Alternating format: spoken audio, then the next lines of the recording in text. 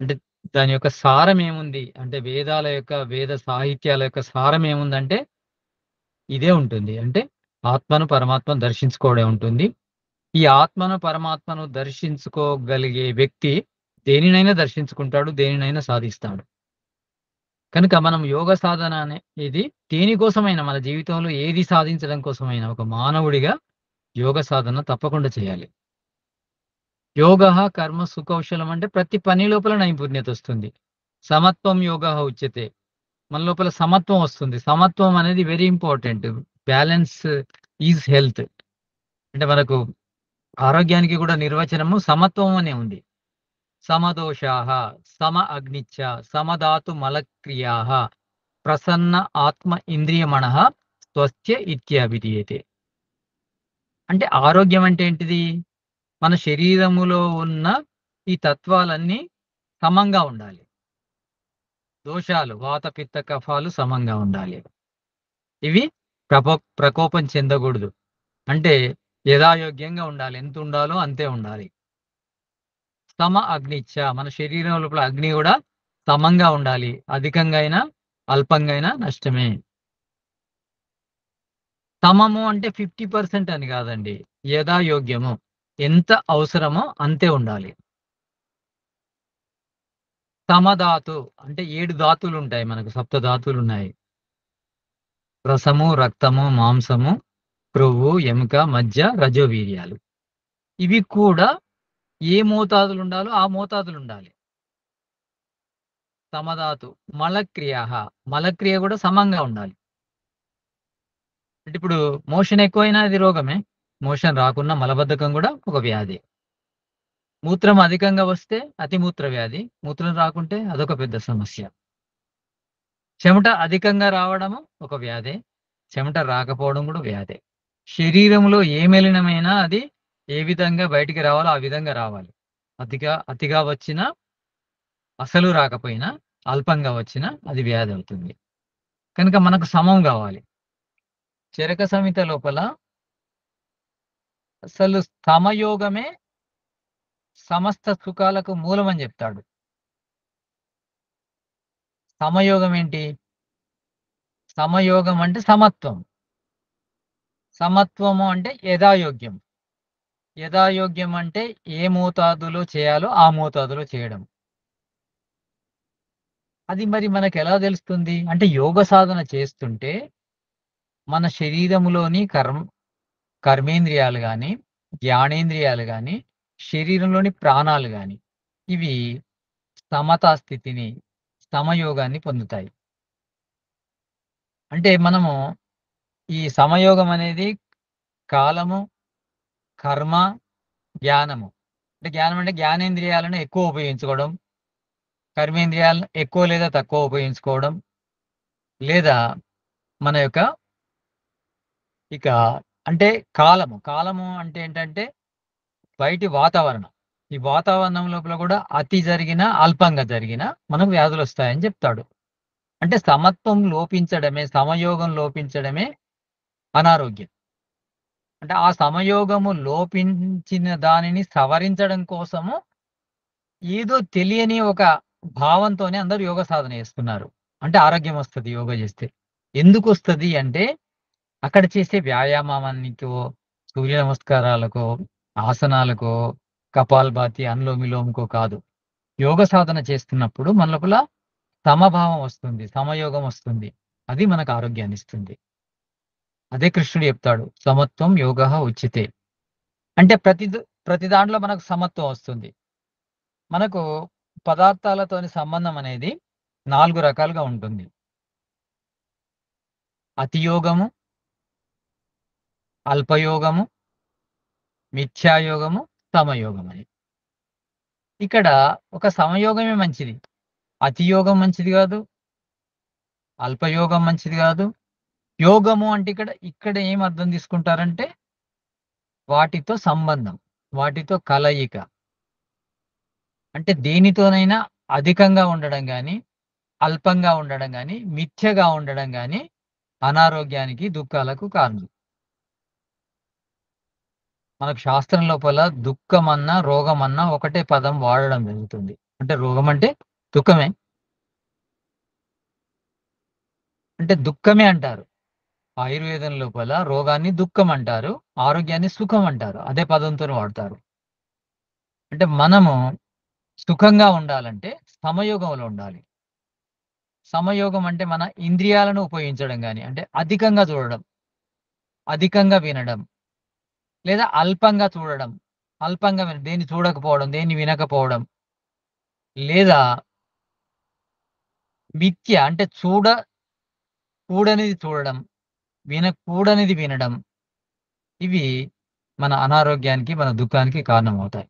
కనుక వాటిని మనం దూరం జేసుకోవాలంటే, సమయోగాన్ని మనము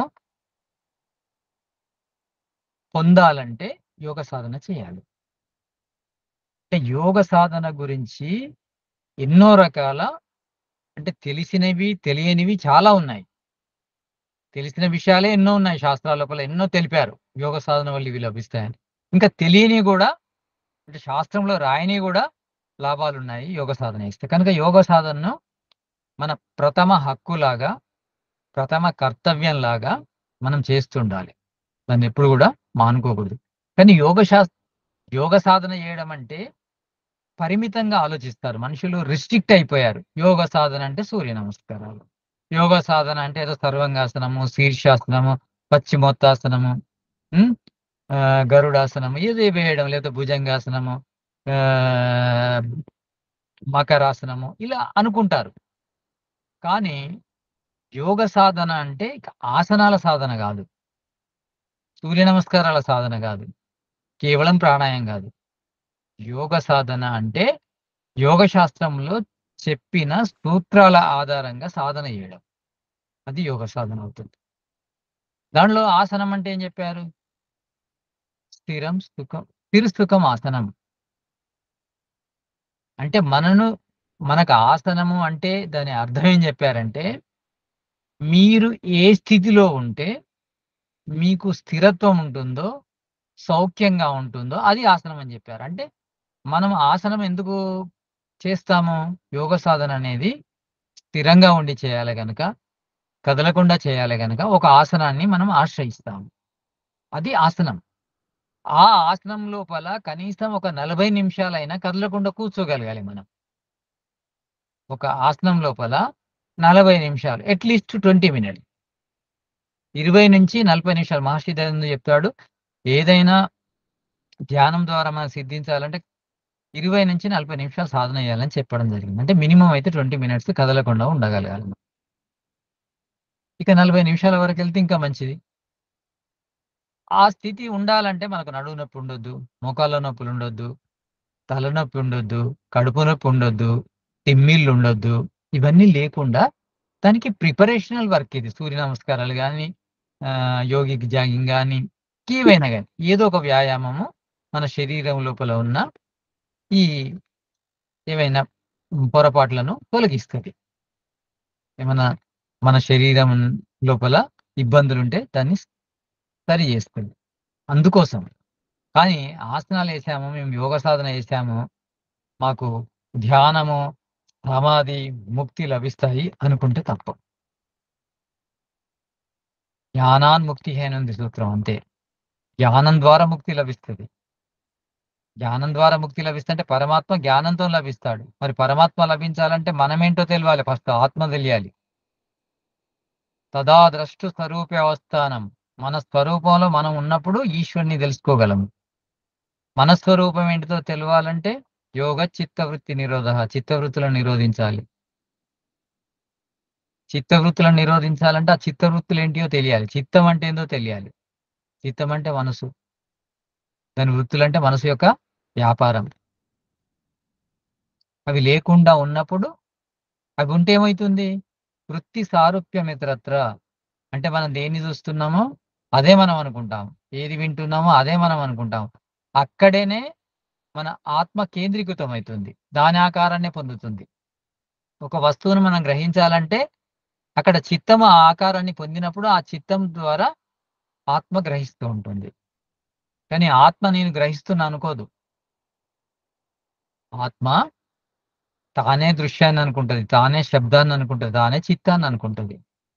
ఈ స్టేజ్ నుంచి మనం సాక్షి భావంలోకి రాగలగాలి. అంటే నేను వేరు, నా మనసులో ఏర్పడుతున్న ఈ దృశ్యాలు, శబ్దాలు, ఈ వాసనలు, రుచులు, స్పర్శలు వేరు. నేను అవినాశిని. నేను చేతన స్వరూపాన్ని. కానీ అవి జడ స్వరూపము, ఎప్పుడు చంచలము, మారుతూ ఉంటాయి. ఆ దుఃఖము, సుఖము, జ్ఞానము అనేటివి చిత్తం ద్వారా ఆత్మ గ్రహిస్తూ ఉంటుంది. ఇవన్నీ విషయాలు మనకు తెలియాలంటే మనం లోతుగా సాధన చేయాలి. సాధనలోన సాధన చేస్తే అసాధ్యం అంటూ ఏది ఉండదు. కనుక మనము జ్ఞానాన్ని పొంది మొదలు సాధన చేయాలంటే, సాధన అంటే కర్మ చేయాలంటే ఏముండాలి? జ్ఞానం ఉండాలి. యోగ సాధన చేయాలంటే యోగ విజ్ఞానం ఉండాలి. మనకు యోగాకు సంబంధించిన జ్ఞానం ఉంటేనే యోగ సాధన చేయగలము. కనుక మొదలు శాస్త్రాన్ని చదవాలి. చాలా మంది యోగ గురువులుంటారు. యోగం యొక్క మీనింగ్ తెలియదు. వాళ్ళు యోగ గురువులుగా ఫేమస్ అయిపోతారు. యోగ గురు, యోగ గురు, యోగ గురు అని. కానీ యోగం గురించి అర్థమైన వ్యక్తికి మిగతా సబ్జెక్టులన్నీ అర్థమైపోతాయి. అంత గొప్ప సబ్జెక్ట్. యోగము అంటే ఆత్మ గురించి తెలుస్తుంది, పరమాత్మ గురించి తెలుస్తుంది, శరీరం గురించి తెలుస్తుంది. అంటే జీవ పదార్థం గురించి తెలుస్తుంది. అంతేకాకుండా ఈ శరీరాన్ని తయారు చేసిన పంచభూతాల గురించి తెలుస్తుంది. ఆ పంచభూతాల యొక్క వెనక ఉన్న తన్మాత్రల గురించి, అహంకారం గురించి, వీటన్నిటి గురించి కూడా అర్థమవుతుంది. అర్థమైతేనే అతడు యోగి అవుతాడు. మొదలు జ్ఞానాన్ని తెలుసుకోవాలి. యోగ శాస్త్రం యొక్క జ్ఞానాన్ని పొంది తర్వాత యోగ సాధన చేస్తూ, అంటే జ్ఞానాన్ని పొందుతూ సాధన చేస్తుండాలి. జ్ఞాన, కర్మ. ఆ తర్వాత ఉపాసన ఫలం వస్తది మనకు. అది ఇప్పటి వరకు మనం అంటే కొత్త వాళ్ళు జాయిన్ అవుతున్నారు గనుక కొంత ఎక్స్‌పాండ్ చేయడం జరిగింది. ఇది యోగ సాధన యొక్క విధానం. అందులో మనము ఇప్పుడు ఈరోజు తత్వాల గురించి అని మనం ఒక సబ్జెక్ట్ పెట్టుకున్నాం. అంటే యోగ శాస్త్రం లోపల మనం వెళ్తున్న మార్గం లోపల ఇప్పుడు తత్వాల గురించి వచ్చింది సూత్రాలు. ఆ తత్వాలు అంటే ఏంటి? తత్వం అంటే ఏంది ఫస్ట్? అంటే తత్వము అంటే మనం ఏంటాం, తత్వజ్ఞానం అంటాము, లేకపోతే తాత్వికవేత్త అంటాము. తత్వము. అసలు తత్వం అంటే ఏంది? ఆ పదార్థం తత్ యొక్క యథార్థ స్వరూపమా అండి? అవునమ్మా. పదార్థం యొక్క ఒక పదార్థాన్ని ఉన్నది ఉన్నట్టు, లేనిది లేనట్టు తెలుసుకోవడం తత్వం. అంటే మరి తత్వదర్శనం కానిదే ఆత్మదర్శనం కాదు అని చెప్పారు. మరి ఎన్ని తత్వాలు ఉన్నాయి ఈ ప్రపంచంలో, ఈ జగత్తు లోపల? అన్నింటిని తెలుసుకోవాలా? కాదు. యాక్చువల్లీ ఏం చెప్పారంటే 25 తత్వాల గురించి తెలుసుకోండి సరిపోతుంది.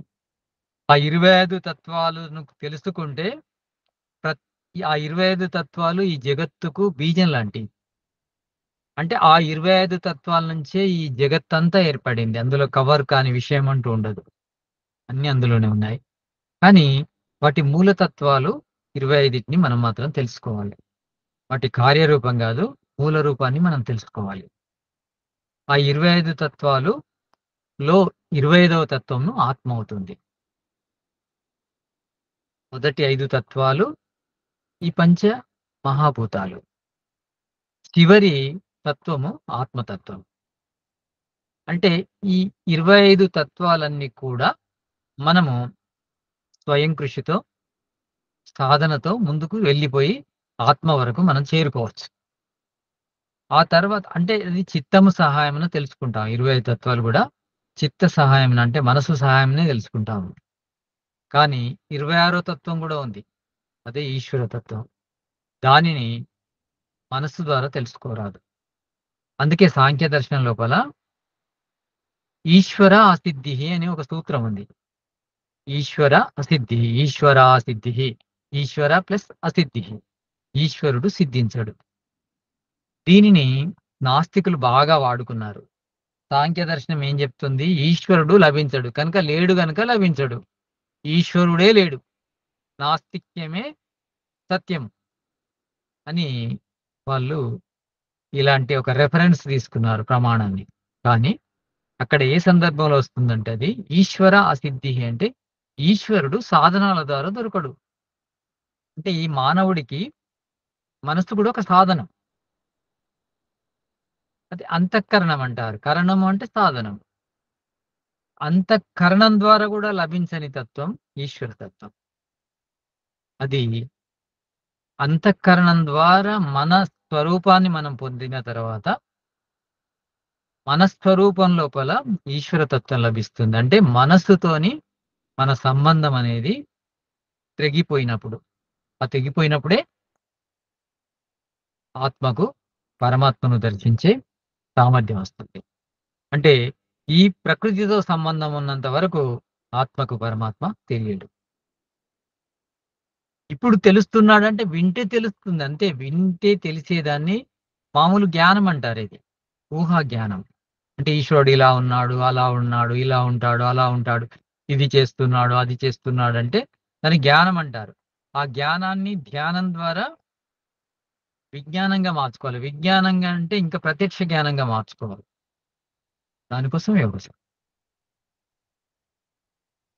ఇది 25 తత్వాల దర్శనం అనేది చాలా ముఖ్యం. 25 తత్వాల దర్శనం ఏంటి? ఈశ్వరుని, జీవుణ్ణి తెలుసుకోవడం కోసం ఈ ప్రకృతి తత్వాల గురించి ఎందుకు మనం తెలుసుకోవాలి అనే ఒక ఆలోచన కూడా వస్తది. ఏదో దేవుణ్ణి భక్తిలో ఉంటే సరిపోతుంది గదా! లేకపోతే యోగ సాధన చేస్తే సరిపోతుంది గదా! ఈ తత్వాల గురించి ఏంటి? అనే ఆలోచన కూడా మనకొస్తుంది.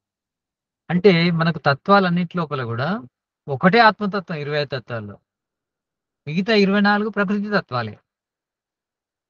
24 ప్రకృతి తత్వాలే. 5 పంచభూతాలు, 5 భూతాలు, మహాభూతాలు, 5 తన్మాత్రలు, 5 కర్మేంద్రియాలు, 5 జ్ఞానేంద్రియాలు, 20 ప్లస్ అహంకారం, మనసు, బుద్ధి, మూల ప్రకృతి. ఇవన్నీ గూడా ప్రకృతిజన్య పదార్థాలు. ఇవన్నీ గూడా జడ పదార్థాలే.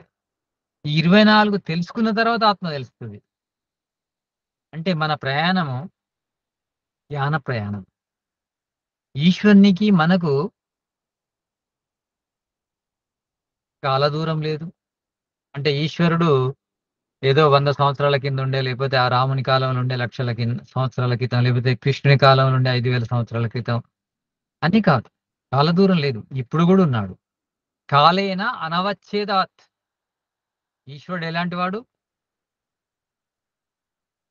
సా పూర్వేషమపి గురుః కాలేన అనవచ్ఛేదాత్. అతడు గురువులకు గురువు ఈ రోజు గూడా ఉన్నాడు. భూతకాలంలో ఉన్నాడు, లేకపోతే భవిష్యత్తులో ఉంటాడు. కేవలం వర్ధమానంలోనే ఉన్నాడు గాదు. అన్ని కాలాల్లో ఉన్నాడు. కాలాలతో విభజింపబడని వాడు. అతనిలో భూతకాలము, వర్ధమాన కాలము, భవిష్యత్ అని తేడాలుండవు. అంతేగాకుండా అతడు త్రికాలదర్శి. అతనికి కాల దూరం లేదు. అంటే ఇప్పుడున్నాడు, మన తాతల కాలంలో ఉన్నాడు, రాముని కాలంలో ఉన్నాడు, దయానందుని కాలంలో ఉన్నాడు, మను కాలంలో ఉన్నాడు, పతంజలి కాలంలో ఉన్నాడు. రేపు కూడా ఉంటాడు, ఎప్పటికీ ఉంటాడు. ఎందుకంటే అతడు అనాది అనంతుడు గనక, అవినాశి కనుక. కనుక కాల దూరం లేదు మరి ఈశ్వరునికి. ఇప్పుడున్నాడు, ప్రెజెంట్ ఉన్నాడు. మనం మాట్లాడుతుంది వింటున్నాడు ఈశ్వరుడు. అంతేగాకుండా స్థాన దూరం లేదు. అతడెక్కడో ఉన్నాడు. నక్షత్రాల అవతల, ఏడో ఆకాశంలో, లేకపోతే ఇంద్రలోకంలో, వైకుంఠ లోకంలో అలా గాదు. ఇక్కడే ఉన్నాడు. సర్వవ్యాపకుడు, సర్వాంతర్యామి. తాను లేని ప్రదేశం అంటూ లేదు.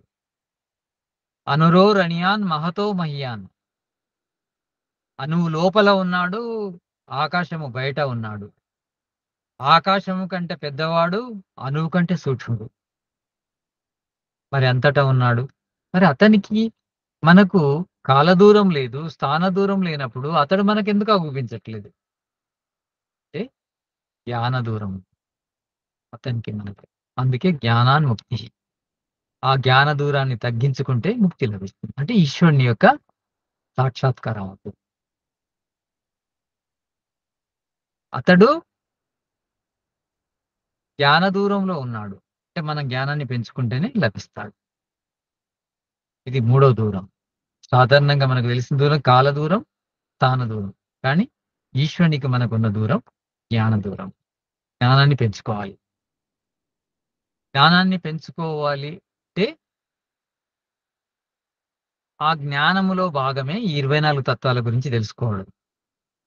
ఎందుకంటే ఈ 24 తత్వాలను తయారు చేసింది, ఆ 24 తత్వాల ద్వారా ఈ జగత్తును నిర్మించింది ఈశ్వరుడే గనక, ఈశ్వరుని చేరుకునే మార్గము అతడు చేసిన జగత్తు యొక్క నిర్మాణ ప్రక్రియ యొక్క జ్ఞానాన్ని తెలుసుకోవడం. అతడు జగత్తుని ఎలా తెలుసుకున్నాడో మనము తెలుసుకుంటూ మూలంలోకి వెళ్తే, ఆ తర్వాత మూల ప్రకృతి నుంచి ఆత్మ, ఆత్మ తర్వాత పరమాత్మ లభిస్తాడు. అలా లోపలికెళ్ళాలి. అంతర్ముఖం కావడం అంటే అలా. అంతర్ముఖం కావడం అంటే భౌతిక పదార్థాల జ్ఞానం నుంచి అతి సూక్ష్మ పదార్థమైన మూల ప్రకృతి, ఇంకా అంతకంటే సూక్ష్మమైన ఆత్మ గురించి తెలుసుకోవడం. ధ్యానము అంటే జ్ఞానముతో చేసే ప్రక్రియ. ఏ జ్ఞానం లేకుండా, తత్వజ్ఞానం లేకుండా చేసే ధ్యానము స్థిరత్వాన్ని ఇస్తుంది. కానీ తామసిక స్థిరత్వాన్ని ఇస్తుంది. కానీ తామసిక స్థిరత్వం వల్ల స్థిరత్వం వస్తుంది గానీ, రిలాక్సేషన్ వస్తుంది గానీ, ఆత్మ పరమాత్మల జ్ఞానము లభించదు. తత్వ జ్ఞానము లభించదు. ఏ తత్వం యొక్క జ్ఞానం లభించదు. కనుక తత్వ జ్ఞానాన్ని అభ్యసిస్తూ, దాని దర్శనం కోసం చేసే ప్రయత్నం యోగ సాధన. తత్వాల జ్ఞానాన్ని తెలుసుకుంటూ, ఆ తత్వాలను అబాహ్య ప్రత్యక్షం చేసుకోవాలి. బాహ్య ప్రత్యక్షం ద్వారా ఇవి కనిపించవు. బాహ్య ప్రత్యక్షం ద్వారా కనిపించేవి ఇంద్రియాలకు అందేవి మాత్రమే కనిపిస్తాయి. ఇంద్రియాలకు అందని ఆ తత్వాలు బాహ్య ప్రత్యక్షం ద్వారా సాధ్యం కాదు. బాహ్య ప్రత్యక్షం అంతా ఇంద్రియాల ద్వారా జరుగుతది. కళ్ళు దృశ్యాలను చూస్తాయి, చెవులు శబ్దాలను వింటాయి, ముక్కు వాసన చూస్తుంది, చర్మము స్పర్శను తెలుసుకుంటుంది, ముక్కు వాసన చూస్తుంది, నాలుక రుచిని తెలుసుకుంటుంది. కానీ ఈ రుచి, దృశ్యము, శబ్దము, వాసన, ఈ స్పర్శకు అతీతమైన తత్వాలవి. అంటే వీటిని నిర్మించిన సూక్ష్మ పదార్థాలవి. వాటిని తెలుసుకోవాలంటే అబాహ్య ప్రత్యక్షమే చేసుకోవాలి. అబాహ్య ప్రత్యక్షం అంతా కూడా సమాధిలో లభిస్తుంది. మొదటి సమాధి సర్వీకల్ప సమాధి. నిర్వికల్ప సమాధి రెండవది. సవిచార సమాధి. నిర్విచార సమాధి అని సమాధి లోపల మనము సాధన చేస్తూ ఉంటే మొదలు సవితర్క సమాధి ఏర్పడుతుంది. అంటే వితర్క సమాధి, నిర్వితర్క సమాధి. వితర్క, సవితర్క, సర్వితర్క. సవితర్క అన్న ఒకటే. సవితర్క సమాధి ఏర్పడుతుంది. తర్వాత నిర్వితర్క సమాధి ఏర్పడుతుంది. అంటే సూక్ష్మం. అంటే ఇక్కడ సమాధి ఏర్పడడం అంటే మనస్సు యొక్క స్థితి అనేది ఉధృతం కావడం. మనసుకు ఎంత స్థితి ఉందంటే అది ఆత్మను దర్శించేంత స్థితికి వెళ్ళగలదు. అంటే అతి సూక్ష్మమైన పదార్థాల జ్ఞానము ఆత్మతో మనసు ద్వారా లభిస్తుంది మనకు. ఇంద్రియాల ద్వారా లభించదు. మనస్సు ద్వారా చేసుకునే ప్రత్యక్షం కోసమే ఈ సమాధి. అంటే మనస్సుకు వాటిని ప్రత్యక్షం చేసుకునే శక్తిని ఇచ్చినప్పుడు, అంటే సాధన ద్వారా ఆ శక్తి అది పొందితే సమాధి స్థితిని పొందినాం అని చెప్తాము. అంటే మనస్సుకున్న ఒక అత్యుత్తమమైన స్థితి సమాధి. సమాధి అంటే మనస్సు అనేది 3 గుణాల నిర్మితం. సత్వగుణం ఉంది, అందులో రజోగుణం ఉంది, తమో గుణం. ఈ రజోగుణము, తమో గుణాలను తగ్గించే సాధన యోగ సాధన. అంటే వాటిని మనము తగ్గిస్తూ శూన్యం చేసేసేయాలి.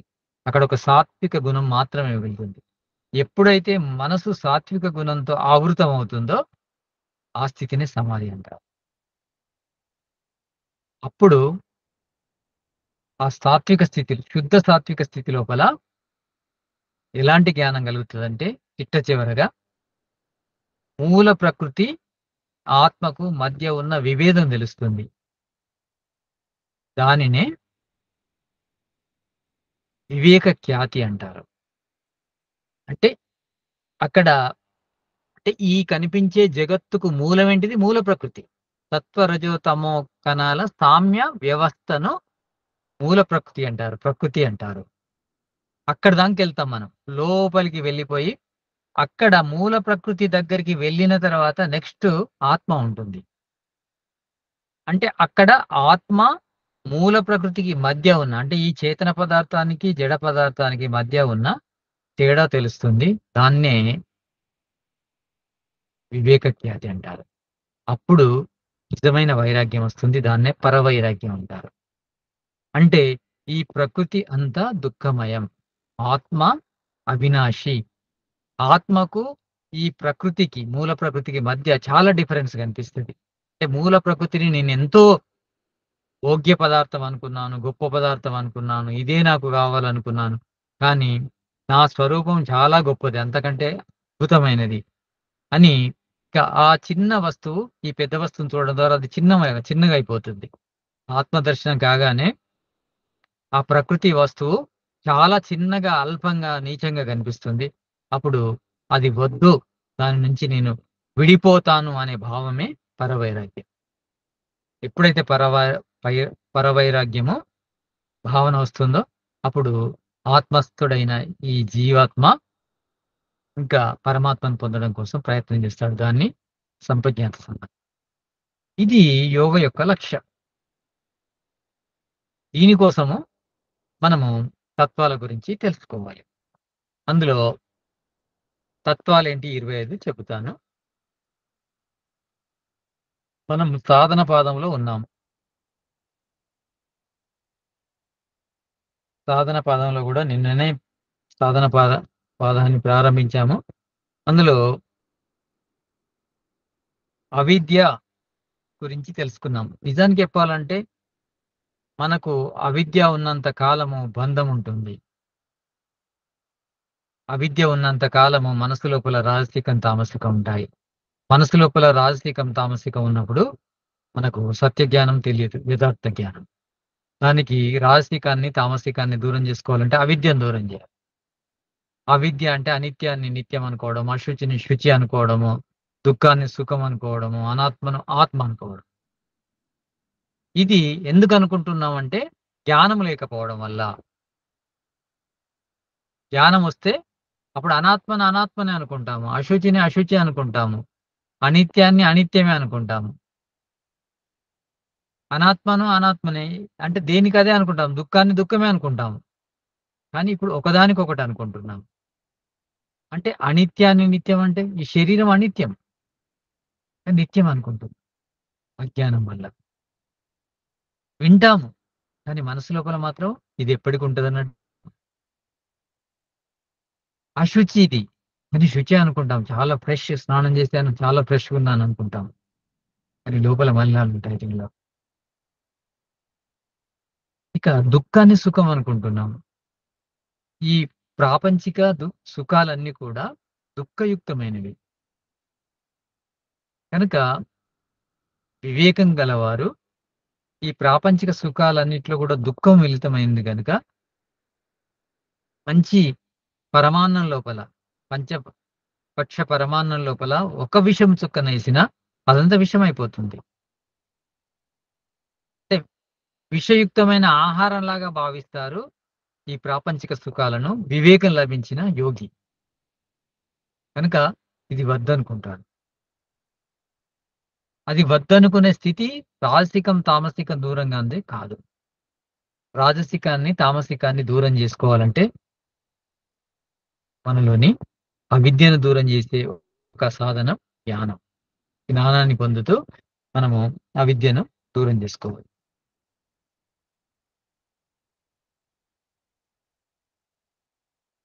అయితే ఒక చాలా అద్భుతమైన సూత్రం అండి ఇది. నిజానికి చెప్పాలంటే పతంజలి మహర్షి యొక్క ఈ సూత్రము ప్రపంచంలో ఎన్ని రకాల సందేహాలున్నాయో అన్నిటిని నివృత్తి చేయగలదు. ఒక్కటే సూత్రం లోపల మొత్తం ఇచ్చేసాడు.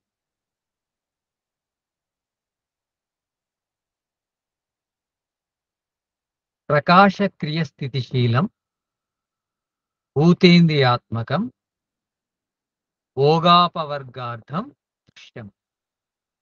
టోటల్ వచ్చేసింది జగత్తు. అంటే సత్వ రజో తమో గుణాలు గల ఈ ప్రకృతి కణాల నుంచి భూతాత్మకము, ఇంద్రియాత్మకం అనే 2 రకాల కార్యపదార్థాలను తయారు చేశాడు ఈశ్వరుడు. ఆ 2 రకాల కార్యపదార్థాలు ఈ కనిపించే జగత్తు. ఇది ఎందుకోసం ఏర్పడిందంటే జీవుడి యొక్క భోగము, అపవర్గము. భోగము అంటే భౌతిక సుఖాల కోసము. భోగము భౌతికము అంటే భూతాత్మక సుఖం కోసం. అంటే ఈ భూతాత్మకమైన శరీరము భూతాత్మకమైన విషయాలను పొంది సుఖపడడాన్ని భౌతిక సుఖం అంటారు లేదా భోగం అంటారు. దీనికోసము ప్లస్ అపవర్గము అంటే ఆత్మ ద్వారా లభించే ఆనందం. అంటే ఆత్మ అంటే ఈ ప్రకృతి సంబంధం లేకుండా ఆత్మ నేరుగా పరమాత్మ ఆనందాన్ని పొందే స్థితి కోసం ఈ జగత్తు ఏర్పడింది. అంటే భౌతిక సుఖాలను ఇస్తూ ఇదే జగత్తు ఆధ్యాత్మ సుఖాన్ని కూడా ఇస్తుంది. అంటే ఆత్మ సుఖాన్ని కూడా ఇస్తుంది. ఈ జగత్తు గురించి మనం తెలుసుకుంటే అది ఎట్లా నిర్మించబడిందో మనకు భౌతిక సుఖం లభిస్తుంది, ఆధ్యాత్మ సుఖం లభిస్తుంది. ఇందులో 25 తత్వాలు ఏంటివో చెప్తాను. ఒకటి 5 భూతాలు. 5 భూతాలు ఆకాశము, వాయువు, అగ్ని, జలము, పృథివీ. అంటే అన్నిటికంటే సూక్ష్మమైన భూతము ఆకాశం. అంతకంటే కొంచెం స్థూలమైంది వాయువు. వాయువు కంటే ఇంకొంచెం స్థూలమైంది అగ్ని. అగ్ని కంటే స్థూలమైంది జలం. జలం కంటే స్థూలమైంది పృథివీ. ఇవి 5 భూతాలు. ఈ 5 భూతాల తత్వజ్ఞానము అంటే దాని యొక్క నిర్మాణ జ్ఞానం, దాని యొక్క స్వరూప జ్ఞానం, దాని యొక్క యథార్థ జ్ఞానం మనకు తెలియాలి. ఇది 5 తత్వాలు. ఈ 5 తత్వాల లోపల ఈ 5 తత్వాల యొక్క కారణం ఏంటంటే 5 తన్మాత్రలు. శబ్ద తన్మాత్ర నుంచి ఆకాశభూతం ఏర్పడింది. స్పర్శ తన్మాత్ర నుంచి వాయుభూతం ఏర్పడింది. ఇక రూప తన్మాత్ర నుంచి అగ్నిభూతం ఏర్పడింది. రస తన్మాత్ర నుంచి జలభూతం ఏర్పడింది. గంధ తన్మాత్ర నుంచి పృథ్వీభూతం ఏర్పడింది. ఈ పంచభూతాల అంటే మనకి కనిపించే జగత్తంతా పంచభూతాల నిర్మితం. ఆ పంచభూతాల యొక్క నిర్మాణం ఎలా జరిగిందంటే తన్మాత్రల నుంచి జరిగింది. ఈ 5 తన్మాత్రలు ఎక్కడి నుంచి వచ్చాయంటే అహంకారం అనే పదార్థం నుంచి వచ్చాయి. మరి అహంకారానికి లోపల ఏముంది? అహంకారానికి లోపల మహాతత్వం. అంటే అహంకారంకి కారణం ఏంటిది? మహాతత్వం. అంటే కనిపించే జగత్తు కారణం పంచభూతాలు, పంచభూతాల కారణం పంచతన్మాత్రలు, పంచతన్మాత్రల కారణము అహంకారం, అహంకారానికి కారణం మహాతత్వం. ఆ మహాతత్వానికి కారణం ఏంటిది? మూల ప్రకృతి. మూల ప్రకృతి లోపల ఏమున్నాయి? సత్వకణము, రజో కణాలు, తమో కణాలు ఉన్నాయి. అంటే 3 రకాల కణాల నుంచి మహాతత్వం ఏర్పడింది మొదలు. దాన్నే బుద్ధితత్వం అంటారు. ఆ తర్వాత అహంకారం ఏర్పడింది. అహంకారం నుంచి పంచ జ్ఞానేంద్రియాలు, పంచ కర్మేంద్రియాలు, పంచ తన్మాత్రలు, మనస్సు ఏర్పడ్డాయి. అంటే 16 పదార్థాలు ఏర్పడ్డాయి అహంకారం నుంచి. ఇక్కడ పంచ జ్ఞానేంద్రియాలు, పంచ కర్మేంద్రియాలు, మనస్సు అనేవి ఇక పరిణామం చెందకుండా అలానే ఉండిపోతాయి. కానీ ఆ పంచ తన్మాత్రల నుంచి ఈ పంచభూతాలు ఏర్పడతాయి. ఇవే 25 తత్వాలు. ఇవి 24 ఆత్మతోని కలుపుకొని 25 తత్వాలు. 5 భూతాలు, 5 తన్మాత్రలు, 5 జ్ఞానేంద్రియాలు, 5 కర్మేంద్రియాలు 20 ప్లస్ అహంకారము, మనస్సు, బుద్ధితత్వం లేదా మహాతత్వము, మూల ప్రకృతి. ఇవన్నీ ప్రకృతి పదార్థాలు. ఇంకొకటి ఉంది ఆత్మ. ఇది ఈ 25 తత్వాల గురించి మనము తెలుసుకోవాలి. జ్ఞానానుముక్తి అంటే వీటి జ్ఞానము ముక్తికి కారణమవుతుంది. వీటి జ్ఞానం తెలుసుకుంటే ఈశ్వరునికి మనకున్న దూరము తగ్గిపోతుంది. జ్ఞాన దూరము అంటే ఏ దూరము? ఈ దూరం. అంటే అతడు ఈ జగత్తును తయారు చేసిన విధానం మనకు తెలుస్తుంది. ఈ జగత్తును మనం వాడుకుంటున్నాం గనక, ఈ జగత్తులో మనం ఉంటున్నాం గనక అతన్ని చేరుకునే మార్గం ఏంటంటే ఈ జగత్తు నిర్మాణం యొక్క జ్ఞానం మనకు తెలియాలి. అది తెలుసుకుంటే అతనికి మనకు ఉన్న జ్ఞాన దూరం తగ్గిపోతుంది.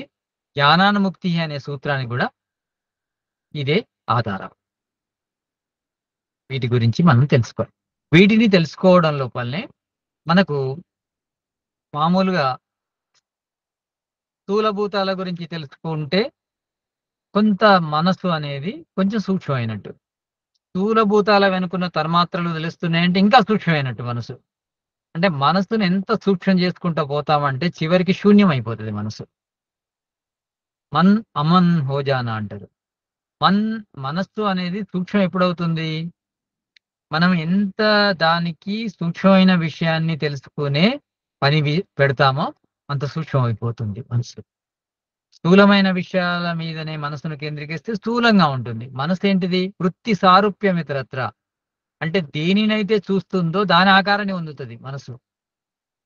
మనము మనస్సును స్థూలం నుంచి సూక్ష్మలోకి తీసుకెళ్ళాలి. అంటే ఇక్కడ పంచభూతాల కంటే సూక్ష్మమైన విషయం పంచతన్మాత్రలు. పంచతన్మాత్రకైన సూక్ష్మ విషయం కర్మేంద్రియాలు, ఆ తర్వాత జ్ఞానేంద్రియాలు. మనసు కంటే సూక్ష్మైంది అహంకారం. అహంకారం కంటే సూక్ష్మైంది మహాతత్వం. మహాతత్వం కంటే సూక్ష్మైంది మూల ప్రకృతి. మూల ప్రకృతికి అంత సూక్ష్మైంది. అంటే మూల ప్రకృతి వరకు ఎప్పుడైతే మనసు వెళ్తుందో అక్కడ అతి సూక్ష్మం అయిపోతుంది. ఆ తర్వాత శూన్యం అయిపోతుంది. ఎప్పుడైతే శూన్యం అవుతుందో అప్పుడు ఆత్మ తదా ద్రష్టు స్వరూప వస్తాను. ఆత్మ తన స్వరూపం అది పరమాత్మ అనేది. ఇది ఆధ్యాత్మిక ప్రయాణం అంటే. వీటికి సంబంధించిన జ్ఞానాన్ని ఆధ్యాత్మిక ప్రసాదం అంటారు. ఆధ్యాత్మిక జ్ఞానం అంటే కూడా ఇదే. నిజమైన జ్ఞానం అంటే ఇదే. ఈశ్వరునికి మనకు అడ్డున్న జ్ఞానం ఇదే. ఈ జ్ఞానాన్ని తెలుసుకుంటే ఈశ్వరునికి మనకున్న జ్ఞాన దూరం తగ్గిపోతుంది. ఈ జ్ఞానాన్ని ఆధ్యాత్మిక జ్ఞానం అంటారు. ఈ జ్ఞానం ద్వారానే ముక్తి లభిస్తుంది. ఈ జ్ఞానము పుస్తకాల్లో చదువుకుంటే ఎవరో చెప్తే వచ్చేది కాదు. పుస్తకాల సహాయమున, గురువుల సహాయమున స్వయంగా ధ్యాన స్థితి లోపల వీటి యొక్క తత్వాల యొక్క దర్శనాన్ని మనం చేసుకోవాలి. దానికోసము నిరంతరము 20 నుంచి 40 నిమిషాలు మనం ధ్యానం చేయగలగాలి. అప్పుడే మనం ముందుకు వెళ్ళిపోతాం. వీటి గురించి తెలుస్తూ ఉంటే శరీరం అంటే ఏందో అర్థమవుతుంది, ప్రకృతి అంటే ఏందో అర్థమవుతుంది, ఆహారం అంటే ఏదో అర్థమవుతుంది, వ్యవహారం అంటే ఏందో అర్థమవుతుంది, అన్ని అర్థమవుతాయి. ఎందుకంటే అన్ని కూడా ఈ 25 తత్వాల నుంచి తయారు చేయబడ్డాయి. ఇది తత్వాల గురించి. దీనిలో ఏమన్నా మీకు సందేహాలు ఉంటే అడగొచ్చు. గురూజీ, ఇప్పుడు మనస్సుని ఎంత సూక్ష్మమైన వాటి మీద పెడితే అదంత సూక్ష్మం అవుతుంది అని అన్నారు కదా. సో అందుకోసం అని చెప్పేసి మనం ఒక ఆర్డర్ ప్రకారం చెప్పారు కదా. అది పంచభూతాలు, తర్వాత పంచతన్మాత్రలు ఆ రకంగా చెప్పారు కదా. అట్లా కాకుండా అతి సూక్ష్మమైనది పరమాత్మ తత్వం కదా. అంటే ఒక పరమాత్మ యొక్క తత్వం ఏదైతే ఉన్నాయో, ఆయన గుణకర్మ లక్షణాలు ఏదైతే ఉన్నాయో డైరెక్ట్ గా దాని మీదనే పెడితే వీటన్నిటిని స్కిప్ చేసి దాని మీదనే పెడితే సూక్ష్మం డైరెక్ట్ గా అవ్వదంటారా? అట్లా పూర్వజన్మ సంస్కారాలు ఉన్న వాళ్ళు, అంటే ఆల్రెడీ పూర్వజన్మ సంస్కారం అంటే ఇంతకు ముందు మనం సాధన చేసామనుకోండి పోయిన జన్మల్లో, అప్పుడు మన మనసుకు అలాంటి ప్రాక్టీస్ ఉంటుంది. నేరుగా ఈశ్వరుని పొందే అవకాశం కూడా ఉంటుంది. అంటే ఏకాగ్రులుగా పుడతారు వాళ్ళు. క్షిప్తులు, మూడులు, విక్షిప్తులు, ఏకాగ్రులు, నిరుక్తులు. మంచి సంస్కారాలు ఉంటే, మంచి సంస్కారాలు, మంచి పుణ్యకర్మలు చేసుకుంటే మనకు లభించే జన్మ ఏంటంటే ఏకాగ్రులుగానో నిరుద్ధులుగానో పుడతాం మనం. పుట్టడమే అటువంటి టైంలో ఈశ్వర తత్వం డైరెక్ట్ కూడా తెలుసుకునే అవకాశం ఉంటుంది. కానీ ఎవరైనా ప్రయాణం చేయాలంటే దానికి ఈ స్టెప్పులు చెప్పడం జరుగుతుంది. అంటే ఎవరైనా చేయొచ్చు. అంటే ఎవరైనా అంటే మూడులైనా, క్షిప్తులైనా, అందరికి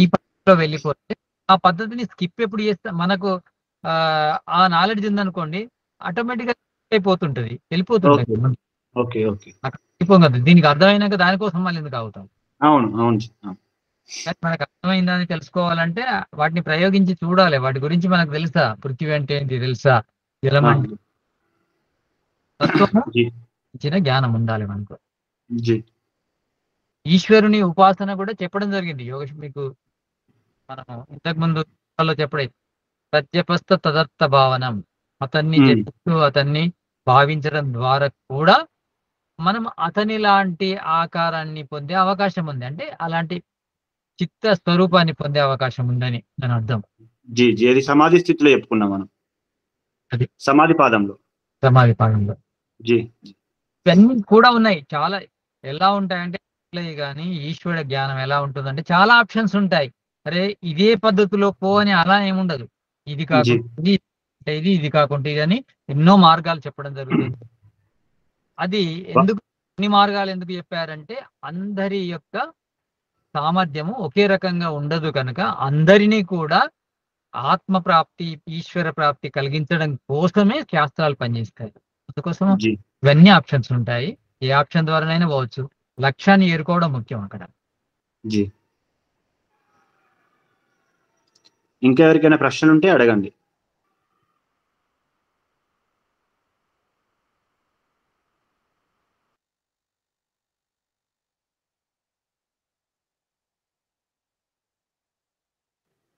మీరు కంటిన్యూ చేయండి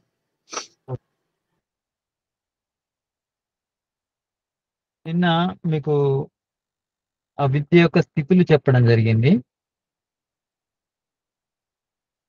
అవిద్య యొక్క స్థితులు చెప్పడం జరిగింది 4 స్టేజెస్ ఉంటాయని అవిద్య లేదా రాగద్వేషాలు అవిద్య అంటే మీరు గుర్తుపెట్టుకోండి అవిద్య అంటే రాగద్వేషము శాస్త్రం లోపల క్లేశాలను అవిద్య అనో లేకుంటే రాగద్వేషాలను ప్రయోగిస్తారు ఎందుకంటే అవి చాలా ముఖ్యమైనవి కనుక కన్ఫ్యూజ్ కాకూడదు అవిద్య అన్నా క్లేశమే రాగద్వేషాలన్నా క్లేశమే క్లేశాలకు 4 స్థితులు ఉంటాయని చెప్తున్నాను అవి ఎవరు చెప్తారు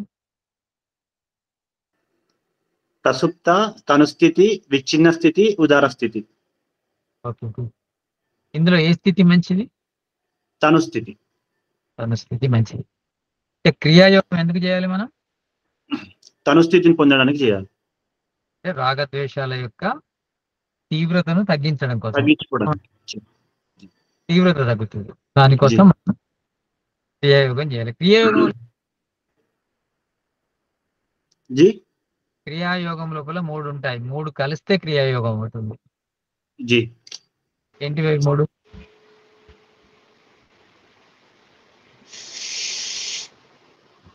శారీరక క్రియ వాచిక క్రియ మానసిక క్రియ ఓకే అంటే ఇక్కడ శాస్త్రం లోపల క్రియాయోగం అని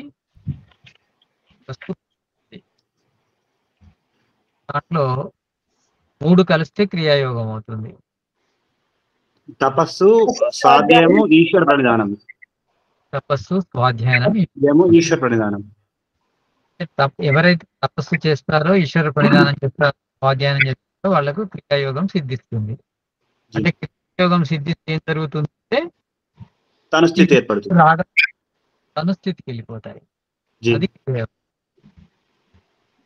అంటే రాగము ద్వేషము ఉన్నట్టు సాధనకు అర్హుడు కాదు అంటే రాగద్వేషాలను క్షీణింపజేయడమే యోగం యొక్క ముఖ్య ఉద్దేశం ఇక్కడ రాగద్వేషాలను ఎందుకు తగ్గించాలంటే రాగద్వేషాల ద్వారానే మనము కర్మలు చేస్తాము కర్మల ద్వారానే మనకు సంస్కారాలు ఏర్పడతాయి సంస్కారాలు బంధానికి కారణమవుతాయి అంటే మూలం ఏంటంటే బంధానికి కారణము రాగద్వేషాలు ఉంటే బంధం ఏర్పడుతుంది ఎందుకంటే రాగద్వేషాలు ఉన్నప్పుడు రాగము ద్వేషము 2 కూడా కామయుక్తమైన మనస్తత్వం అది ఆ కామయుక్తమైన మనస్తత్వం ఉన్నప్పుడు ఏ కర్మ చేసినా కానీ దానికి భోగాన్ని అనుభవించవలసి ఉంటుంది ఈ రాగాన్ని ద్వేషాన్ని క్షీణింపజేస్తే మనం చేసే కర్మ కర్మాశయంగా మారదు. అంటే మారదు. అది నెక్స్ట్ భోగాన్ని ఇవ్వడానికి పనికి రాదు. అంటే జీ. కామంతో చేసేది మాత్రమే భోగానికి పోతుంది. అంటే క్లేశముతో చేసేది మాత్రమే భోగానికి కారణమవుతుంది. జీ. క్లేశరహితంగా చేసే కర్మలన్నీ కూడా అంటే రాగద్వేష రహితంగా చేసే కర్మలన్నీ కూడా కర్మాశయాన్ని ఏర్పరచవు. కర్మాశయం ఏర్పడితేనే మనము జన్మెత్తాలి. దానికి సంబంధించిన భోగాన్ని అనుభవించాలి. అంటే మనకిక్కడ జన్మ రాహిత్యాన్ని పొందాలనుకుంటాడు యోగి. జన్మ రాహిత్యాన్ని పొందితేనే పరమాత్మ దర్శనం కలుగుతుంది. అంటే ఆ ముక్తిని పొందాలంటే జన్మరాహిత్యం ఉండాలి. జన్మ ఉన్న వ్యక్తికి ముక్తి ఎలా లభిస్తుంది? జన్మ అంటే దుఃఖం, బంధం. ఇక్కడ ముక్తి అంటే విముక్తి. అది సుఖం. కనుక మనము జన్మరాహిత్యాన్ని పొందాలంటే మనం ఇంతకు ముందు కూడా కర్మలు చేసుకొని ఉన్నాము. అవేలా అంటే ఎప్పుడైతే మన క్లేశాలు అయిపోతాయో ఇంతకు ముందున్న సంచిత కర్మలు కూడా అవి నిస్తేజమైపోతాయి. ఎలాగంటే ఎట్లయితే వరి గింజ పైన పొట్టును మనం తొలగిస్తే బియ్యము మొలకెత్తలేవు. అంటే మన కర్మాశయము విపాక స్థితికి రావాలంటే తప్పకుండా దానికి క్లేశం ఉండాలి. క్లేశం అనే తొడుగుంటేనే అవి విపాక స్థితికి వస్తాయి. అంటే వాటిని భోగించవలసి వస్తుంది. క్లేశాన్ని మనం లేకుండా చేసామనుకోండి మన మనసులో నుంచి రాగద్వేషాలను, అవిద్యను, అప్పుడు ఇంతకుముందు సంచిత కర్మలో ఉన్న ఆ కర్మాశయములోని కర్మలు కూడా విపాక స్థితికి రాలేవు. అంటే రాలేవు. భోగాన్ని ఇవ్వవు. ఇక మనం భోగాన్ని అనుభవించవలసింది ఒకటే ఉంటుంది. ప్రారబ్ధం లోపల ప్రారబ్ధ కర్మలంటేనే విపాక కర్మాశయం. అది మాత్రం అనుభవించాలి. అంటే ప్రారబ్ధాన్ని అనుభవించిన తర్వాత ముక్తి లభిస్తుంది. అంటే క్లేశాలను దూరం చేసుకోవాలి. క్లేశాలను దూరం చేసుకుంటే ఇప్పుడు చేసే కర్మలు కొత్తగా కర్మాశయంగా ఏర్పడవు. ఇంతకు ముందు ఉన్న సంచిత కర్మలు ఫలాన్ని, భోగాన్ని ఇవ్వవు.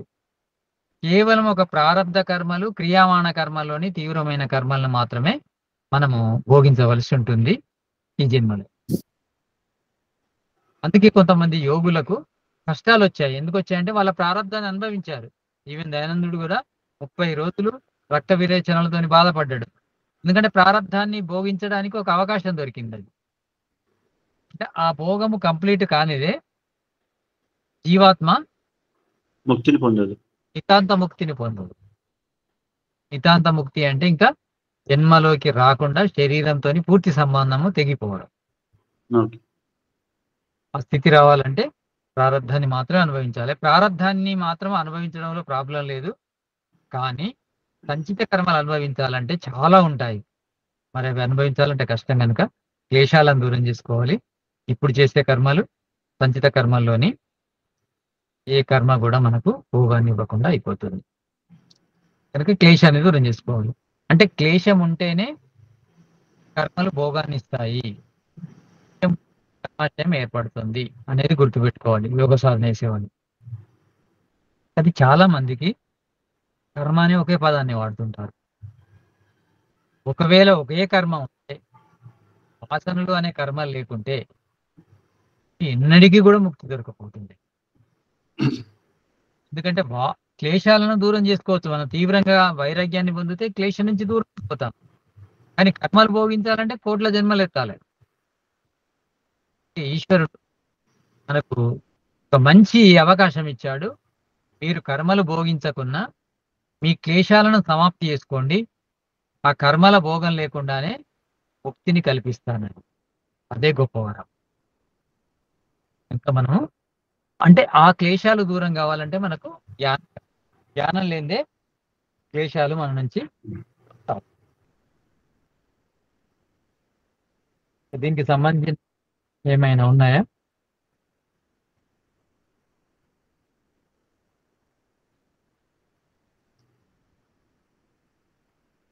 ఏదైనా ప్రశ్నలు ఉంటే అడగండి గురూజీని. ఇన్ని డేస్ నుంచి మనం వింటున్నాం కదా, సో దీంట్లో నుంచి ఏమైనా ప్రశ్నలు ఉంటే అడగండి.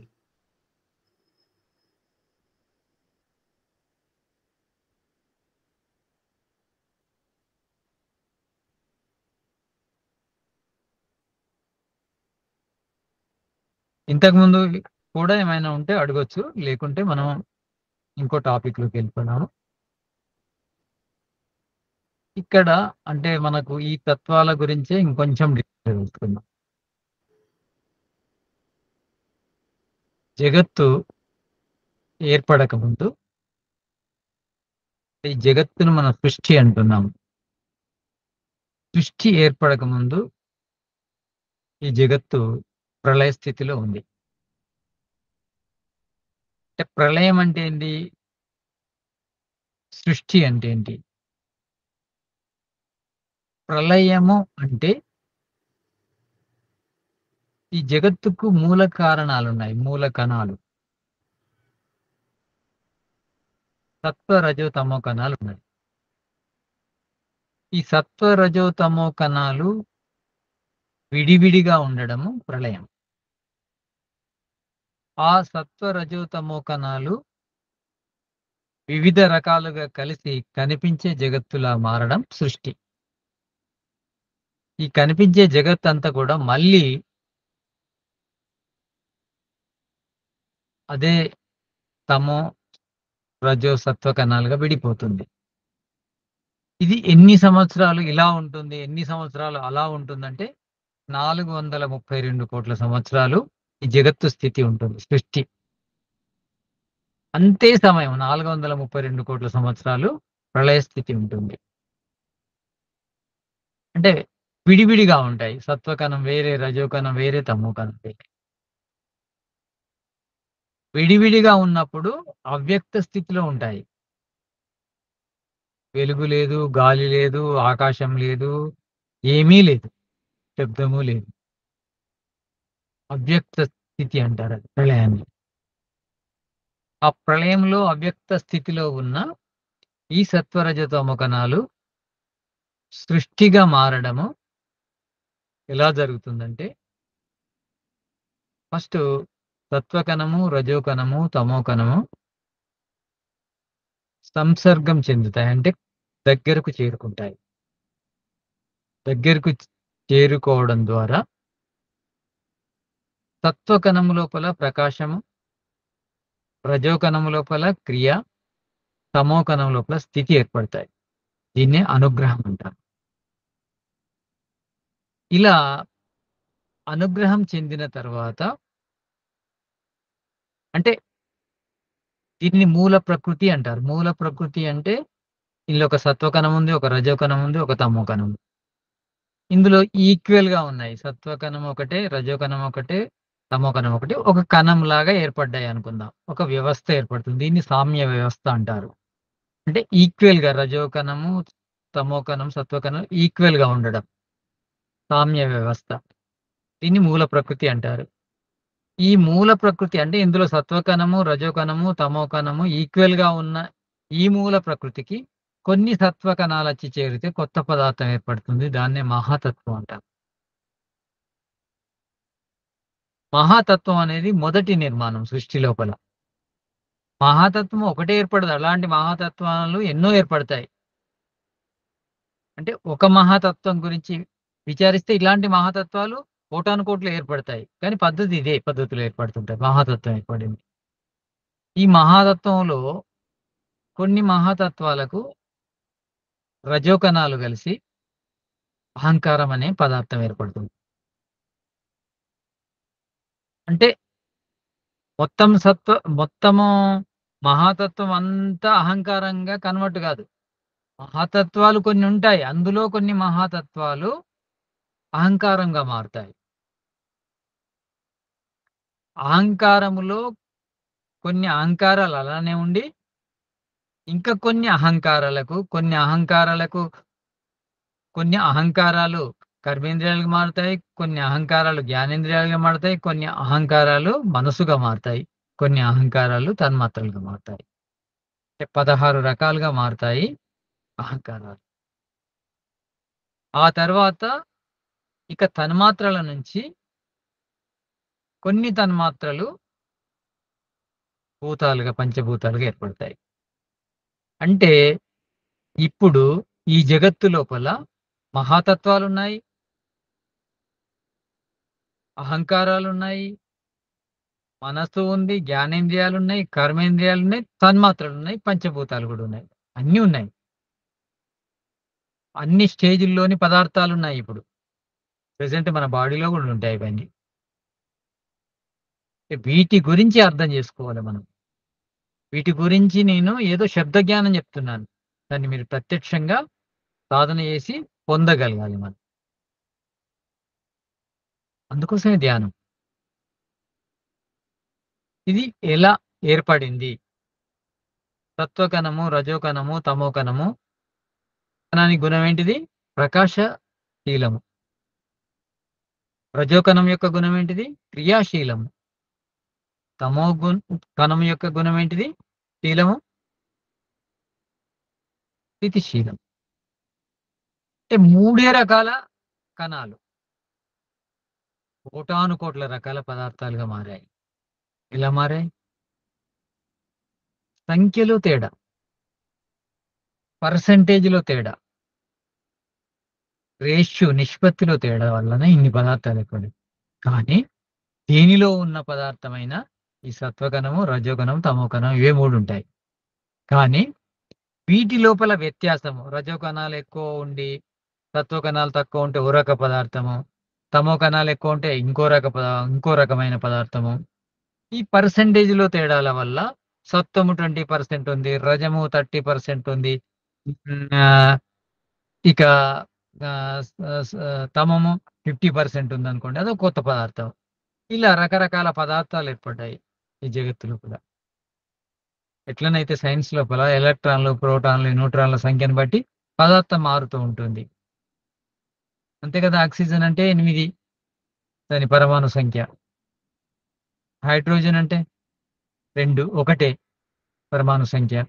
ఇట్లా పరమాణు సంఖ్య అంటే దానిలో ఉన్న ఎలక్ట్రాన్లు, ప్రోటాన్ల, న్యూట్రాన్ల సంఖ్య.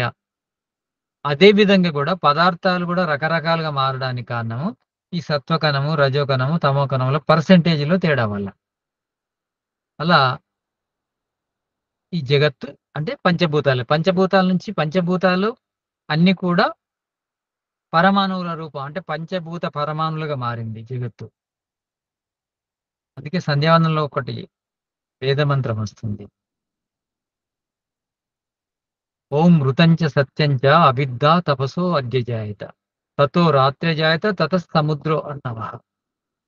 అంటే ఎలా ఏర్పడిందంటే ఈ క్రమమంతా జరుగుతూ అంటే ప్రళయకాలం ముగియగానే ఈశ్వరుడు ఈ సత్యంచ అంటే ఈ జగత్తును, దీంతో పాటు ఋతంచ అంటే వేద జ్ఞానాన్ని కూడా ఇచ్చాడు. ఈ సత్యంచ లోపల ఇలా పదార్థాలు ఏర్పడుతూ ఆఖరికి సముద్ర అర్ణవః అంటే మొత్తము నీటి పరమాణులతో నిండిపోయింది. నీటి పరమాణులు, పృథ్వీ పరమాణులు, పంచభూతాలకు సంబంధించిన పరమాణులతోని అంతా ఆకాశం నిండి ఉంది. ఆ తర్వాత వీటిని గోళాలుగా మార్చాడు ఈశ్వరుడు. సముద్రాదర్ణవాదది సంవత్సరో అజాయత అహోరాత్రాణి విద్యుద్విశ్వస్యమిష్ప్రవశ. అంటే ఈ పరమాణులన్నిటికీ ఒక దగ్గరికి చేర్చడం ద్వారా సూర్యుడయ్యాడు, చంద్రుడయ్యాడు, భూమి అయిపోయింది. వాటి లోపల కదలిక స్టార్ట్ అయింది. అప్పుడే రాత్రి పగలనికి ఏర్పడ్డాయి. దివంచ పృథివీంచ సూర్యాచంద్రమసౌ దాత యథాపూర్వం అకల్పేత్. ఈ సూర్యుడు, చంద్రుడు, నక్షత్రాలు ఎలా ఉన్నారంటే ఇంతకుముందు ఎలా నిర్మించాడో అలానే ఉన్నారు. అంతేకాదు దివంచ పృథివీంచ అంతరిక్షమదస్వ. వీటి మధ్య గ్యాప్, కోణము, దూరం ఇవన్నీ కూడా సేమ్ ఉన్నాయి. ఇక ముందు కూడా అలానే ఉంటాయి. ఈశ్వరుడి జ్ఞానము సర్వజ్ఞత గలది కనుక అతడు ఎప్పుడు కూడా సృష్టిని ఒకే విధంగా అంటే 432 కోట్ల సంవత్సరాల సృష్టి తర్వాత ప్రళయం 432 కోట్లు. ఆ తర్వాత మళ్ళీ సృష్టి, మళ్ళీ సృష్టి. ఇది అనాది. ఈ ప్రవాహంతో అనాది. ఇది ప్రవాహానాది అంటారు దీన్ని. అంటే సృష్టికి ముందు ప్రళయం ఉంటది, ప్రళయానికి ముందు సృష్టి ఉంటుంది. అదేవిధంగా సృష్టి తర్వాత ప్రళయం ఉంటుంది, ప్రళయం తర్వాత సృష్టి ఉంటుంది. ఈ ప్రతి సృష్టి కూడా ఒకే రకంగా ఉంటుంది. ఎందుకంటే ఈశ్వరుని జ్ఞానం లోపల హెచ్చు తగ్గు లేవు. తా పూర్వేశమపి గురుహు కాలేన అనవచ్చేదాత్. అతని అంతేకాకుండా తత్ర నిరతిశయం సర్వజ్ఞ బీజం. అతని జ్ఞానము లోపల హెచ్చు తగ్గులు ఉండవు, ఒకే రకంగా ఉంటుంది. అతని సృష్టి ఒకే రకంగా ఉంటుంది. అతడు న్యాయకారి. అంటే మనం ఏం చేస్తే అదే ఇస్తాడు. అంటే మనం పుణ్యకర్మలు చేస్తే సుఖాన్ని ఇస్తాడు. పాపకర్మలు చేస్తే దుఃఖాన్ని ఇస్తాడు. ఎందుకంటే న్యాయకారి గనుక. మనము అంటే ఇది తెలుసుకోవాలి అంటే వేదము లోపల 2 విషయాలున్నాయి. నా కర్మే ఉభయ దర్శనాత్ అని ఒక సూత్రం వస్తది. ఒక కర్మల గురించే లేదు. వేదం లోపల స్వరూపం అంటే స్ట్రక్చర్ గురించింది, నిర్మాణం గురించింది. ఈ జగత్తు ఎట్లా నిర్మించబడింది. ఎందుకంటే 2 ముఖ్యం. మనకొక వ్యాధి వచ్చిందంటే మనం పాపం చేసుకున్న వ్యాధి రావచ్చు, లేదా అజ్ఞానం వల్ల కూడా వ్యాధి రావచ్చు. అంటే చెడు కర్మల వల్ల వ్యాధి రావచ్చు, తెలివి తక్కువతనం వల్ల కూడా వ్యాధి రావచ్చు. అదే విధంగా దుఃఖం రావడానికన్నా మనం పాప కర్మలు చేసిన దుఃఖం రావచ్చు, లేదా అజ్ఞానము, తెలివి తక్కువతనం వల్ల కూడా దుఃఖం రావచ్చు. కనుక మనము ధర్మము అంటే ఇవి 2 ఉంటాయి ధర్మం లోపల. ఉభయ దర్శనాత్ 2 ఉంటాయి. స్వరూప జ్ఞానం ఉండాలి, కర్మ జ్ఞానం. ఈ రెండిటిని కలిపే ధర్మం అంటారు. ధర్మంగా ఉండాలంటే జ్ఞానయుక్తంగా ఉండాలి, పవిత్రంగా ఉండాలి. కనుక మనకు జ్ఞానం అనేది అవసరం. అంటే ఈ తత్వజ్ఞానం తెలుసుకోవడము ఈశ్వరుని, ఆత్మను ప్రాప్తింపజేస్తుంది. తత్వజ్ఞానం మనకు రావాలంటే మనసు యొక్క స్థితి అనేది పెంచుకోవాలి మనం. ఇంత గొప్ప గొప్ప విషయాలు మనసుకు అందాలంటే మనస్సు లోపల ఉన్న రాజసిక తామసికాలను మనం దూరం చేస్తేనే దానికి ఆ మనసుకు ఋతంబర ప్రజ్ఞ వస్తుంది. ఋతంబర ప్రజ్ఞ అంటే దేని గురించి అయినా ఉన్నది ఉన్నట్టు తెలుసుకునే సామర్థ్యం వస్తుంది. యథార్థ దర్శనం జ్ఞానమితి. జ్ఞానం యొక్క ఈ అంతిమ స్థితి ఏంటిది? యథార్థ దర్శనం కలుగజేయడమే. ఉన్నది ఉన్నట్టు తెలపడం. అంటే మనకు ఉన్నది ఉన్నట్టు తెలిపే స్తోమత మనసుకొస్తుంది. మనము ఈ రాజసిక తామసికాలను దూరం చేసి సాధన చేస్తే. అలా మనం ముందుకెళ్ళిపోవచ్చు. ఇక్కడ అంటే ఇది సాత్వికమైన వారి కోసమే కాకుండా తామసికమైన వారు కూడా ఆత్మ గురించి ప్రయత్నం చేయడం కోసం యోగ శాస్త్రం ఉంది. అందులో తత్వాల గురించి మనకు తెలుసుకోవాలంటే మనసు యొక్క స్థితిని పెంచాలి. మనసు యొక్క స్థితిని పెరగడం కోసము పతంజలి మహర్షి మనకు అష్టాంగ యోగ విధానాన్ని తెలియజేయడం జరిగింది. ఈ అష్టాంగ యోగ విధానం లోపల మనము అంటే ఎలాంటి స్థితిలో ఉన్నా, అంటే మామూలు స్థితి వాళ్ళమైనా, మంచి సాత్విక స్థితి లేకపోయినా మనం సాధన చేస్తూ ముందుకు వెళ్ళొచ్చు. మనము ఈ అష్టాంగ యోగము గురించి కొంత పరిచయం చేసుకున్నాం ఈరోజు. అష్టాంగ యోగం లోపల యమ, నియమ, ఆసన, ప్రాణాయామ, ప్రత్యాహార, ధారణ, ధ్యాన, సమాధి ఇవి 8 రంగాలు ఉంటాయి. ఇక్కడ యమ నియమాలు ఇవి మనలోని వ్యక్తిత్వానికి అంటే మన వ్యవహారానికి సంబంధించి. ఇక సాధన అంటే ఆసనం నుంచి మొదలవుతుంది. ఆసనం, ప్రాణాయామ, ప్రత్యాహార, ధారణ, ధ్యాన, సమాధి ఇది మనం కూర్చొని చేసే సాధన. ఇక యమ నియమాలు అనేటివి ఒక ప్రొద్దున సాయంత్రం చేసేవే కాదు, జీవితం లోపల అమలు చేసే విషయాలు. అహింస, సత్యం, అస్థేయం, బ్రహ్మచర్యం, అపరిగ్రహం ఇవి యమములు. శౌచము, సంతోషము, తపస్సు, స్వాధ్యాయనం, ఈశ్వర ప్రణిధానం ఇవి నియమాలు. ఇవి మనము తప్పకుండా పాటించాలి. ఈ యమాలను పంచమహావ్రతాలు అంటారు. పంచమహావ్రతాలు అంటే అవి వాస్తవానికి వ్రతము అంటే అహింస, సత్యం, అస్థేయం, బ్రహ్మచర్యం, అపరిగ్రహం ఇవి. అహింస, సత్యం, అస్థేయం, బ్రహ్మచర్యం, అపరిగ్రహమే అసలైన వ్రతాలు. ఈ 5 ఏ వ్రతం చేసినా గొప్ప వాళ్ళే అవుతాం. 5కు 5 చేసినాం అనుకో, పంచమహావ్రతాలు మనము చేసామనుకోండి, మన జీవితం ధన్యమైపోతుంది. ఒక్కొక్క దానికి ఒక ప్రత్యేకత ఉంది. అహింస వ్రతం చేయడం వల్ల ఏం లభిస్తుంది? సత్యవ్రతం చేస్తే ఏం లభిస్తుంది? అస్థేయ వ్రతం చేస్తే ఏం లభిస్తుంది? బ్రహ్మచర్య వ్రతం చేస్తే ఏం లభిస్తుంది? అపరిగ్రహ వ్రతం చేస్తే ఏం లభిస్తుంది అని కూడా చెప్పడం జరిగింది. ఏం బెనిఫిట్స్ ఉంటాయి? శౌచం వల్ల ఏం లభిస్తది? సంతోషం వల్ల ఏం లభిస్తది? తపస్సు వల్ల ఏం లభిస్తది? స్వాధ్యాయం చేస్తే ఏం లభిస్తది? ఈశ్వర ప్రణిధానం వల్ల ఏం లభిస్తది అనేది కూడా చెప్పడం జరిగింది. ఇవన్నీ మనం తర్వాత వివరంగా చెప్పుకుందాము. ఆ తర్వాత ఆసనం. ఆసనం అంటే మీకు మొదలే చెప్పాను. స్థిర సుఖం ఆసనం. అంటే మనము సాధన చేసేటప్పుడు ఏ స్థితిలో ఉంటే, అంటే ఏ విధంగా కూర్చుంటే మనకు స్థిరత్వం వస్తుందో, సుఖంగా ఉంటుంది. అంటే కంఫర్ట్ ఉండాలి. కష్టం ఉండకూడదు. ఆ స్థితిని మనం ఎంచుకోవాలి. దానిలో వజ్రాసనం కావచ్చు, పద్మాసనం కావచ్చు, సుఖాసనం కావచ్చు, భద్రాసనం కావచ్చు, ఏ ఆసనమైనా పర్వాలేదు. మనకు ఏది స్థిరత్వాన్ని ఇస్తుంది, సుఖాన్ని ఇస్తుందో ఆ ఆసనాన్ని మనము వేయించి కూర్చోవాలి.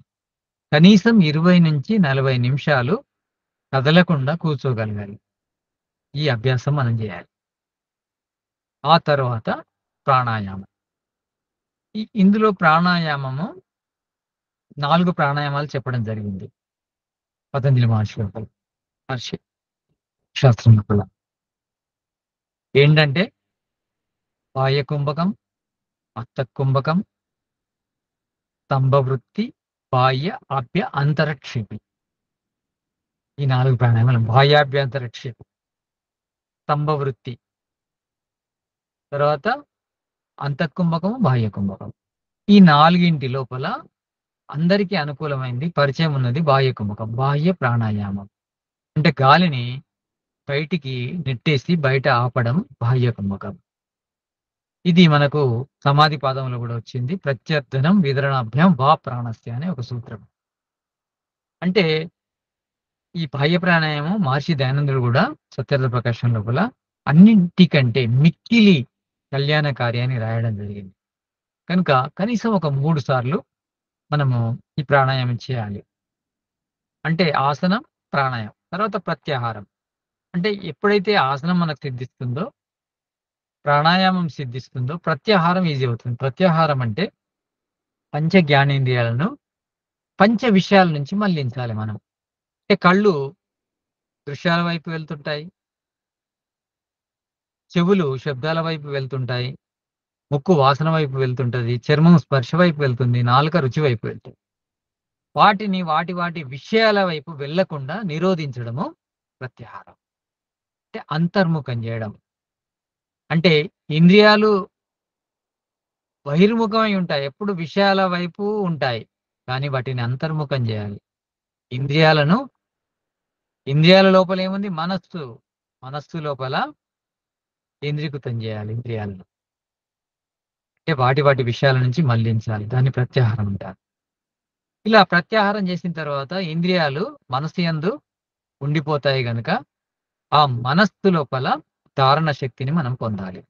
ధారణ శక్తి అంటే మనస్సును కదలకుండా, ఇంద్రియాలు లోపలి వైపే వచ్చాయి కనుక మనసు బయటి వైపు వెళ్ళదు. అంటే ఇక్కడ ఇంద్రియాలు లోపలి వైపు రావడం అంటే మన మనస్సును ఇంద్రియాల వైపు ఉంచకుంటే ఇంద్రియాలు లోపలి వైపు వస్తాయి. లోపలి వైపు వచ్చాయి, ఓకే, మనస్సు లోపలనే ఉంది, అంతర్ముఖమయ్యే ఉంది, కానీ వృత్తి కలిగి ఉంటది. ఏవో ఇంతకుముందు జరిగిన ఆలోచించుకుంటూ కూర్చుంటుంది. అలా కూడా ఉండవద్దు. స్థిరంగా ఉండాల. ఆలోచన అనేది లేకుండా చేయగలగాలి మనం. ధ్యానం నిర్విషయం మనసు లోపల విషయాలు లేకుండా చేయాలి. అంటే విషయాలు లేకుండా చేయాలంటే మనస్సును కదలకుండా చేయాలి మొదలు. దానికోసం భృకుటి యందు మనస్సును నిలపాలి. అంటే భృకుటి అంటే 2 కనుబొమ్మల మధ్య ప్రదేశం లోపల మనస్సును నిలిపి అప్పుడు దాన్ని ధారణ అంటారు. ఆ తర్వాత ధ్యానం చేయాలి. ధ్యానం తత్ర ప్రత్యేకతానత ధ్యానం. ఫస్ట్ ఒకదానిపైన మనసును కేంద్రీకరించి దాని గురించి మనం ప్రయత్నం చేయాలి. అలా చేస్తూ తదేవ అర్థ నిర్భాసం స్వరూప శూన్యమివ సమాధి. మనము ఒక తత్వం గురించి ఆలోచిస్తున్నాము. అలా ఆలోచిస్తూ ఉండడము ధ్యానం అవుతుంది. అలా ధ్యానము సమాధిలాగా పరివర్తన చెందుతుంది. అంటే సమాధి అంటే ఏంటంటే తదేవ అర్థ నిర్వాసం స్వరూప శూన్యమేవ సమాధి. అంటే కేవలం అక్కడ అర్థమే భాషిస్తుంది. అంటే మనం ఏ తత్వం గురించి అయితే ఆలోచిస్తున్నామో ఆ తత్వం యొక్క యథార్థ స్వరూపము ప్రత్యక్షం అవుతుంది. దాన్ని సమాధి అంటారు. ఇది అష్టాంగ యోగ విధానము. ఏమైనా ప్రశ్నలు ఉంటే అడగండి, లేకుంటే క్లాస్ క్లోజ్ చేద్దాం.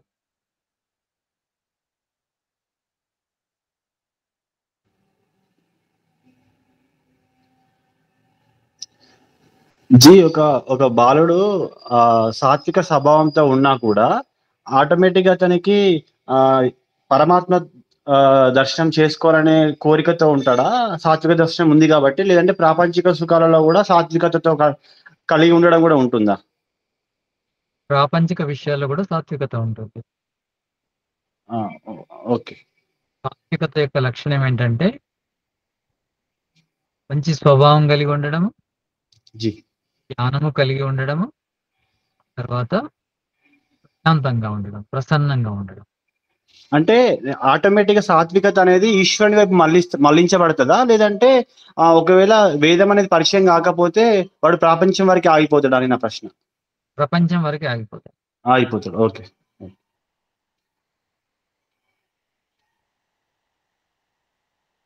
ఇంకెవరికైనా ప్రశ్నలు ఉంటే అడగండి. శాంతి పాఠ చేయండి.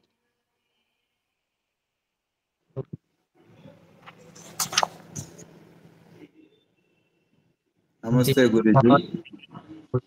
శాంతి వనస్పతే శాంతి శాంతి సర్వగం శాంతి శాంతిరేవ శాంతి సామా శాంతిరేది. శాంతి శాంతి శాంతి.